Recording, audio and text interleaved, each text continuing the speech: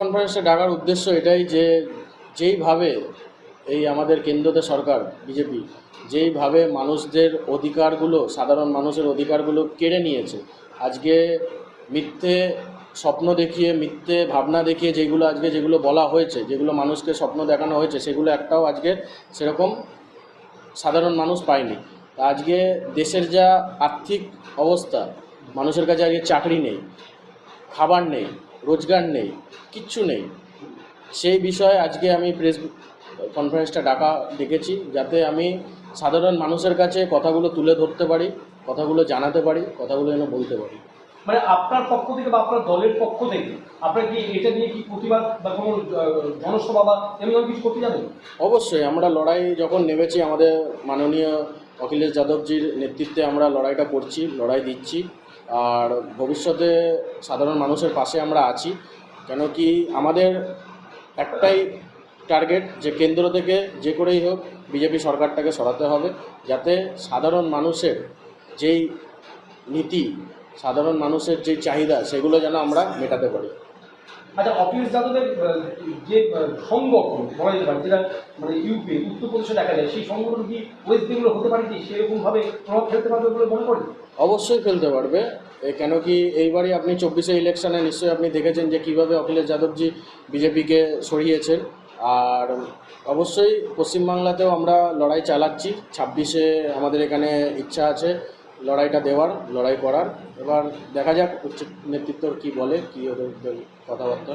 Operation सिंदूर को लेकर कितना सफल नाम है जो ऑपरेशन सिंदूर जो हुआ, कितना सफल नाम है, क्या सफल हो पाया है क्या?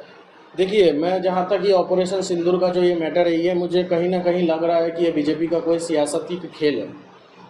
मैं भारतीय सेना के खिलाफ बात नहीं कर रहा हूँ, बल्कि मैं भारतीय सेना के साथ हूँ। और जहाँ की हमारे नेताजी माने स्वर्गीय मुलायम सिंह यादव जी खुद रक्षा मंत्री रह चुके थे, तो मैं लेकिन मुझे ये कहीं ना कहीं लग रहा है कि ऑपरेशन सिंदूर जो है, ये कहीं ना कहीं बीजेपी का अपना सियासत या मोदी को अपना कुर्सी बचा के रखने के लिए ये खेल रचा गया है। क्योंकि देखिए, अभी भी आज 2 महीना हो गया, वो 4 आतंकवादी अभी तक पकड़े नहीं गए। क्यों नहीं पकड़े गए? लाखों की संख्या में हमारी फौज कश्मीर में है, फिर भी जब ये घटना घटा तो फौज को क्यों 2 घंटा समय लग गया वहाँ पे पहुँचने के लिए? आज मुझे कहीं ना कहीं हमारे श्रद्धेय मुलायम सिंह यादव जी नेताजी का आज मुझे बहुत लग रहा है कि आज वो आज अगर हमारे रक्षा मंत्री आज उनके जैसा कोई रहता, तो आज के ये परिस्थिति शायद ही कहीं घटता।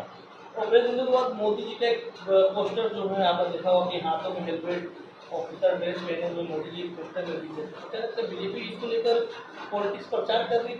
हाँ ज़रूर, मैं तो बोल रहा हूँ कि मोदी जी का 75 साल हो गया है, उनका कुर्सी अब जाने वाला है। वो अपना कुर्सी बचाने के लिए ये ऑपरेशन सिंदूर का एक खेल रचा है, ताकि अपना सियासत, अपना कुर्सी सब कुछ बचा सके। मोदी जी आप बोल रहे हैं कि अपना कुर्सी बचाने के लिए आपको एक यूपी आपकी सरकार नहीं ले पा रही है, तो उनको क्या कहलाइएगा? देखिए, यूपी में हम लोग 27 में अपना हम लोग सरकार बन रहा है। माननीय हमारे राष्ट्रीय अध्यक्ष जी अखिलेश यादव जी मुख्यमंत्री बन रहे हैं। क्योंकि आप देख ही सकते हैं कि 24 में किस तरह से बीजेपी को उत्तर प्रदेश से किस तरह से ढकेला गया, किस तरह से हम लोग ने 37 सीटें लेके वहाँ पे एक तो अपना अस्तित्व बनाया।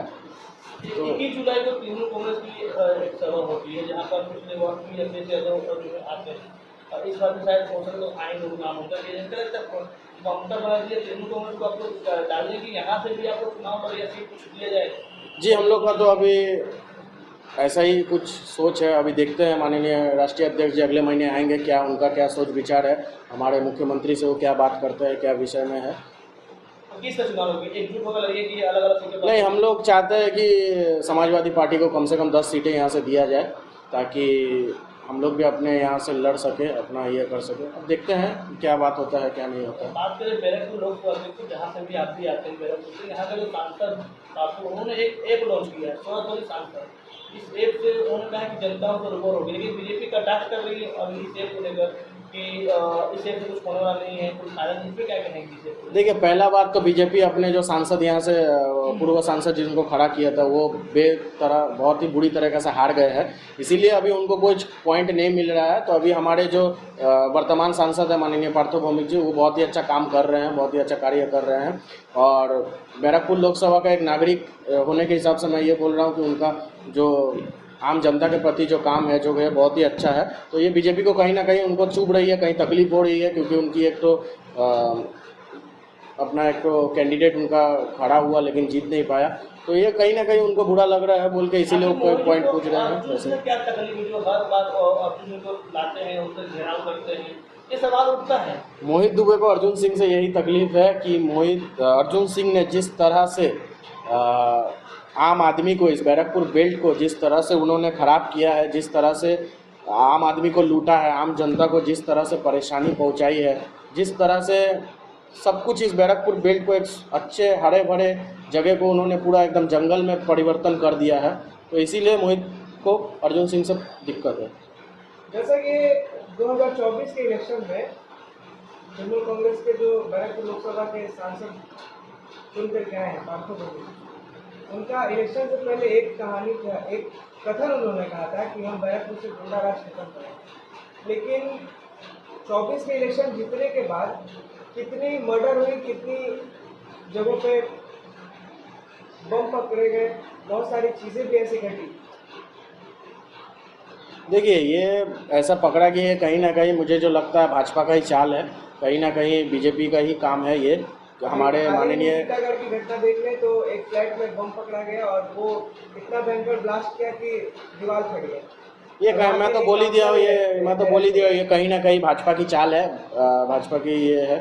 तो ये मुझे लगता है कि इस मामले को जो है बीजेपी नेता है प्रियंका पांडे, उन्होंने एक वीडियोग्राफ जो है वो किया है कि क्योंकि अभी कुछ दिन पहले पार्थो के 1 साल जो है पूर्ण हुआ है आंदोलन, उन्होंने एक वीडियोग्राफी दिखाया है कि 1 साल में जो पार्थो ने क्या गुंडा राज खत्म करेंगे, लेकिन उन्होंने वीडियो दिखाया कि 1 साल में कितनी हत्याएं हुई हैं और कितनी मर्डर हुई हैं, क्या क्या हुआ खून था, वो वीडियो में दिखाया है। तो ये क्या है सर?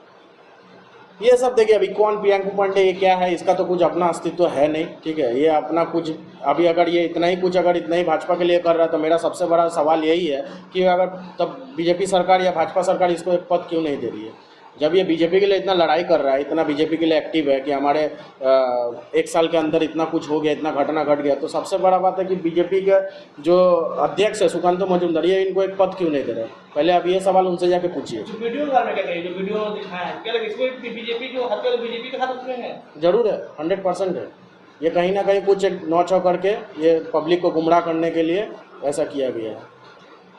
आगामी चुनाव जो आने वाले हैं, तो कैसे तैयारी में है और आप लोग कैसे करने वाले हैं, तो इसके बारे में अभी चुनाव के लिए हम लोग, तो मैं पहले भी बोल चुका हूँ कि हम लोग यहाँ पे 10 सीटों पे चुनाव लड़ने का हम लोग का इरादा है। अभी देखते हैं हमारे माननीय राष्ट्रीय अध्यक्ष जी क्या बात करते हैं, क्या करते हैं, उसके बाद देखा जाएगा। आप ले लीजिए पीडीए बोल के, ये पीडीए के बारे में बताइए क्या है? पीडीए हमारे नेताजी का जो है ये नारा है, पिछड़े दलित अल्पसंख्यक, ये जितने हमारे दलित भाई हैं, जितने अल्पसंख्यक माइनॉरिटी सेल के जितने भी आदमी है, व्यक्ति है, उनके खिलाफ उनका हक दिलाने के लिए, उनको हमारे जो डेमोक्रेटिक राइट्स है, कॉन्स्टिट्यूशनल राइट है, ये राइट उनको दिलाने के लिए जो कि भाजपा सरकार उन लोग से छीन ली है, उन लोग को नहीं दे रही है, तो ये हमारे नेताजी का एक नारा है। तो सभी पीडीए वासियों लोग को एक तो मतलब हम लोग सब कुछ देना चाहते हैं, दे के ताकि उन लोग जो हक है, उन लोग को जो हम लोग का गणतांत्रिक अधिकार है वो कम से कम उन लोग को मिले। आप ये तो बार बार कहते हैं और आपको वहाँ के जो योगी जी हैं, मुख्यमंत्री जी कहते हैं कि वो अतिक्रमण के नाम पर मुस्लिमों को ज्यादा ट्राई करते हैं, इसमें क्या कहें कि वास्तव में ये है कि जो वोटर जो नहीं है उनके मुस्लिम, उनको ट्राई करता है अतिक्रमण का, मस्जिद तोड़ लेते, कहीं मजाक तोड़ ली जाती है, ये कहते हैं। देखिए, ये कहीं ना कहीं मैं तो पहले भी बोल चुका हूँ कि जो हिंदुत्व है ये भारतीय जनता पार्टी का अपना बाप का राज है नहीं, ठीक है।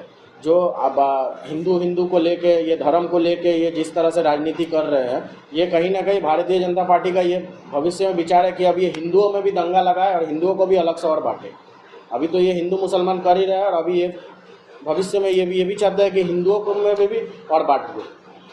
तो ये कहीं ना कहीं ये इन लोग का एक तो राजनीतिक है, ताकि ये धर्म के नाम पे इंसानों में विवाद लगा के ये करके ये अपना राजनीतिक कायम करके रखना चाहते हैं। बीते कल बकरीद का मौका गया, बकरीद के त्यौहार को लेकर देखा गया सोशल मीडिया और बीते बहुत सारे चैनलों में भारतीय जनता पार्टी के नेता बैठकर बात कर रहे थे कि बार बार बकरीद के मौके पर जीव हत्या होती है। इसको लेकर क्या कहना चाहिए? देखिए, सबसे बड़ा बात है, इनको ये आप पहले प्रश्न करिए, ये बताइए कि देश में ऐसे 4 बूचड़खाने हैं, ठीक है, जहाँ पे गौ माता की हत्या हो रही है, गौ माता की वहाँ पे कत्ल हो रही है। तो ये 4 बूचड़खाने सब 4 बड़े हिंदुओं व्यापारी द्वारा ये संभाले जा रहे हैं। तो सबसे पहले आप जाके उन आरएसएस वालों से, उन बजरंग दल वालों से, उन बीजेपी वालों से प्रश्न कीजिए कि ये इसको ये बूचड़खाने को बंद क्यों नहीं कर रहा है। दोषी कौन? क्यों? ऑब्वियसली बीजेपी सरकार, ऑब्वियसली। तो क्योंकि यहाँ से उन लोग का मुनाफा मिल रहा है। तो ये गांव का, ये गाय का जो गोश्त है, ये पूरा ऑल ओवर वर्ल्ड में एक्सपोर्ट इंपोर्ट हो रहा है, इसीलिए आज ये हो रहा है। तो सबसे पहले तो ये भी होना चाहिए कि जो मैकडॉनल्ड्स कंपनी है, इसको भी बंद करना चाहिए। अब बजरंग दल या बीजेपी सरकार, ये जो भी है, उनको जाकर पहले ये प्रश्न करिए कि ये मैकडॉनल्ड्स कंपनी क्यों नहीं बंद हो रही है। क्योंकि ये डोनाल्ड ट्रंप के वहाँ का कंपनी है, मोदी के साथ अच्छा रिलेशन है बोल के आज ये मैकडॉनल्ड का पूरा सामान आज पूरा भारतवर्ष में बिक्री हो रहा है, इंपोर्ट एक्सपोर्ट हो रहा है, मोदी जी को मुनाफा मिल रहा है, इसीलिए। तो ये कहीं ना कहीं तो ये गलत बात है।